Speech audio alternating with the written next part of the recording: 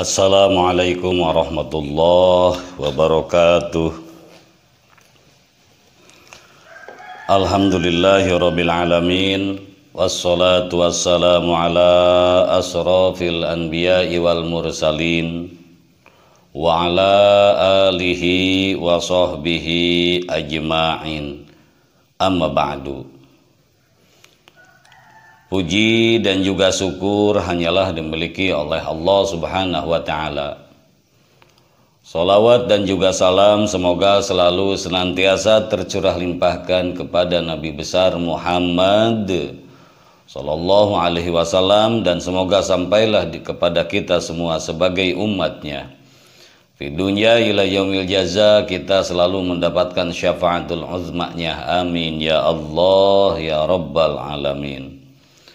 Ikhwanul muslimin wa akhwatul muslimat rahimakumullah. Alhamdulillah, hari demi hari telah kita lewati puasa ini, Ramadan ini, dengan penuh hikmah, dengan penuh ketaatan, dengan penuh keyakinan dan penuh kenikmatan ketika menjalankan ibadah saum kita. Semoga apa yang kita lakukan, saum kita dikabul oleh Allah, amal ibadah kita diterima oleh Allah, seluruh khilaf dan kesalahan kita Allah ampuni. Allah jadikan kita semua orang-orang yang mendapatkan ridhonya. Amin ya Allah ya Rabbal Alamin.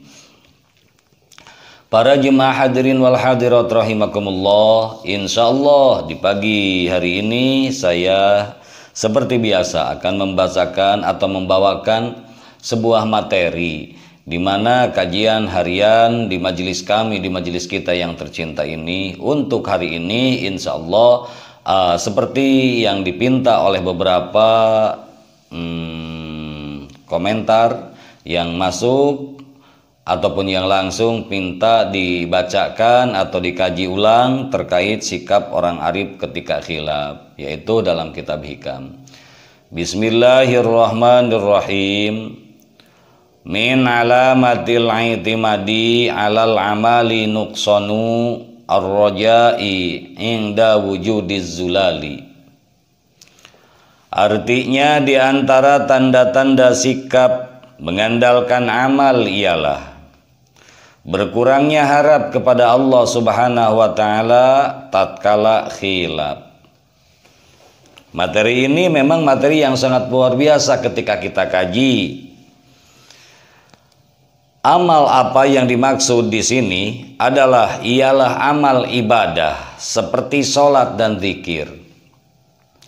Sholat dan zikir yang dilakukan oleh seseorang ada dua kelompok, sehingga orang yang mengandalkan amal mereka itu yang pertama adalah abid. Pertanyaannya, siapa itu abid? Abid itu adalah orang yang ahli ibadah, lewat sholatnya, lewat zikirnya, lewat ibadahnya. Pengen sekali si abid itu masuk ke dalam surganya Allah, dan kepengen sekali terhindar dari nerakanya Allah Subhanahu wa Ta'ala. Yang kedua adalah murid. Murid itu siapa? Yang mengandalkan ibadahnya, yang mengandalkan sholatnya, yang mengandalkan dirinya, ingin berdekatan dengan Allah sehingga bisa bermukasyafah kepada Allah Subhanahu wa Ta'ala, ingin membuka tirai hati, ingin menjauhkan penghalang hati, ingin membuka hijab-hijab yang menghalangi dirinya kepada Allah Subhanahu wa Ta'ala. Nah, ibadahnya ini, dua kelompok ini, abid dan murid ini, berharap kedua-duanya lewat amal ibadahnya itu mendapatkan sesuatu yang dia inginkan. Tetapi yang ketiga ada yang disebut dengan arif. Bagaimana dengan orang arif? Sikap orang arif tatkala khilaf. Orang arif ini, orang arif ibadahnya, zikirnya, sholatnya dan lain sebagainya bukan karena ingin masuk surga, bukan karena tidak mau masuk neraka, bukan kepengen berdekatan dengan Allah, bukan nggak mau berdekatan dengan Allah. Tetapi bagi orang arif, ibadahnya, zikirnya, apapun yang dilakukan oleh orang arif hanya semata-mata karena Allah Subhanahu wa Ta'ala. Begitu pula ketika khilaf, berbeda dengan seorang abid, berbeda dengan seorang murid. Ketika lagi khilaf, harapannya itu akan kendor, harapannya itu akan kurang kepada Allah Subhanahu wa taala. Ketika si abid, si ahli ibadah tadi tidak lagi dalam keadaan ibadah, tidak lagi dalam keadaan stabil keimanannya, tidak lagi dalam keadaan berzikir kepada Allah, maka berharapnya kepada Allah itu merosot dan berkurang. Begitu pula seorang abid, seorang murid di mana yang lewat sholatnya, lewat zikirnya, lewat amalan-amalan yang lainnya, seorang murid pun karena tidak murni langsung kepada Allah seperti si orang abid itu tadi, maka tatkala seorang murid khilaf, tatkala imannya lagi melemah, tatkala keyakinannya lagi berkurang, maka kehilangan harap kepada Allah Subhanahu wa taala. Nah, ternyata kedua-duanya ini sama-sama tercela, baik murid maupun abid, karena tindakan dan keinginan mereka itu terlahir dari dorongan nafsu semata dan sikap percaya diri yang berlebih kepada Allah Subhanahu wa taala. Mereka menganggap amal ibadah sebagai perbuatan dari mereka sendiri dan yakin bahwa amal ibadah itu pasti akan membuahkan hasil yang mereka inginkan. Ini sangat salah dan ini sangat jauh. Apakah amal ibadahnya seorang abid itu layak untuk digantikan dengan surganya Allah? Apakah amal ibadahnya seorang abid dan murid itu layak untuk terhindar dari surganya Allah? Yang sangat bijaksana, yang jauh dari kata nafsu adalah seorang arif. Seorang arif itu ibadahnya bukan kepengen masuk surganya Allah, ibadahnya bukan kepengen terhindar dari nerakanya Allah, ibadahnya bukan karena kepengen berdekatan dengan Allah, ibadahnya bukan karena kepengen nggak mau jauh dari Allah, tetapi ibadahnya semua, sholatnya, zikirnya, wiridnya, dan lain sebagainya hanya semata-mata murni terhadap kepada Allah Subhanahu wa taala, hanyalah semata-mata murni karena Allah Subhanahu wa taala, tidak karena surga, tidak karena apa. Karena bagi seorang arif, menjalankan perintah Allah itu, menjalankan ibadah itu sebagai bentuk daripada tugas perintah daripada Allah, itu jauh lebih utama ketimbang berharap sesuatu, permintaan hadiah diganti dari ibadah kita tuh oleh sesuatu. Memang kita berharap dengan surganya Allah itu tidak salah, kita berharap jauh dari nerakanya Allah itu tidak salah, kita berharap seperti seorang murid yang pengen mendekatkan hatinya dengan Allah itu tidak salah, kepengen selamanya terbuka tirai hati untuk terbuka hijab bermukasyafah kepada Allah itu tidak salah. Namun semata-mata ada yang jauh lebih bijak, yaitu orang arif. Orang arif itu segala sesuatunya gimana Allah.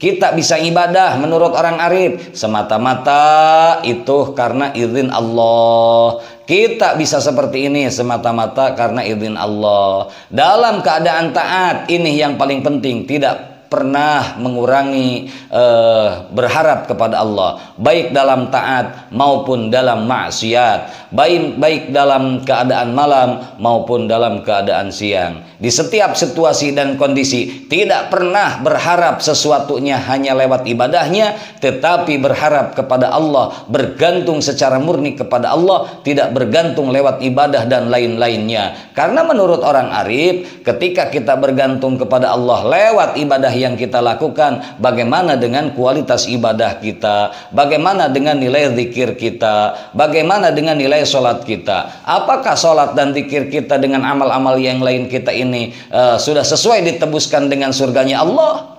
Belum tentu. Inilah yang dilakukan oleh orang arif. Betapa bijaksananya, betapa luhurnya, betapa mulianya sikap orang arif. Nah, sehubungan dengan kata arif, arif ini menurut arif bahasa Indonesia, arif adalah bijaksana. Tetapi kalau menurut kitab ini adalah orang yang bermakrifat kepada Allah Subhanahu wa taala. Hadirin jamaah wal hadirat rahimakumullah. Demikian pula saat melakukan ketaatan atau mengalami musyahadah, merasa melihat Allah, golongan arif tidak akan memandang bahwa segala daya dan upayanya lah yang melakukan ketaatan dan kebijakan itu. Baginya tidak ada beda saat benar ataupun salah, saat taat maupun khilaf, karena ia telah menenggelamkan dalam lautan tauhid kepada Allah rasa takut dan harapannya dalam kondisi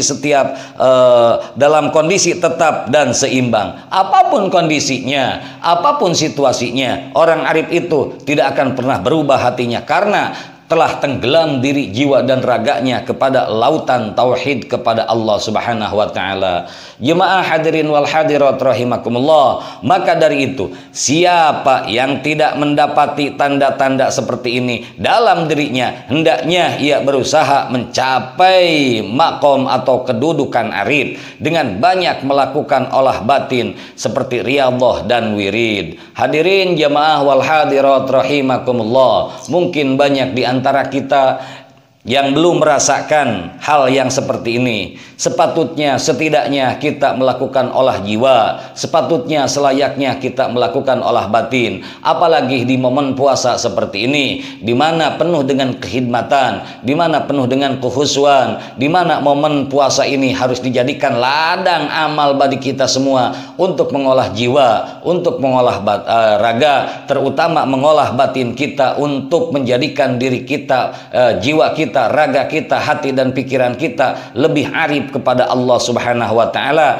Karena yang saya rasakan, yang kita rasakan mungkin tanda-tanda seperti orang arif itu belum ada dalam diri kita. Namun tanda-tanda seperti orang abid, yaitu ahli ibadah dan murid yang telah tadi dibahas di awal, mungkin itu sudah kita rasakan. Berarti kita masih jauh dari sifat abid. Masya Allah, tabarakallah, subhanallah.